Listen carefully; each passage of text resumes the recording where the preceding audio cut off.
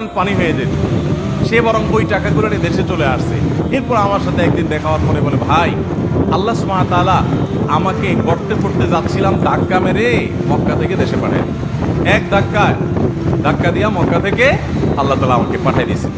তো আপাত দৃষ্টিতে মনে হয়েছে যে তার সব বরবাদ হয়ে যাচ্ছে, কিন্তু সেখানে তার কল্যাণ নিহিত ছিল। এই জন্য ইমানদার আল্লাহর ফয়সালাকে সবসময় মেনে নিবে। এটা কঠিন একটা বিষয়। আল্লাহর ফয়সালা আমি দেখলাম যে অনেক চেষ্টা করছে, একটা জিনিসের জন্য হয় নাই, আলহামদুলিল্লাহ এটাই আল্লাহর ফয়সালা। এটার প্রতি আমি ঈমান আনবো যে এর পেছনে আমার কল্যাণ আছে, এর মাধ্যমে ভাগ্য সুপ্রসন্ন হয়। আল্লাহ যেন আমাকে বলেন যে বান্দা কোনো হিসাব নিকাশ নাই, যাও তোমাকে দিয়ে দিলাম জান্নাত বিনা হিসাবে। আমরা সবাই চাই কি চাই না? একটা আমল করতে হবে, বলবো সে আমলটার নাম হলো সবর।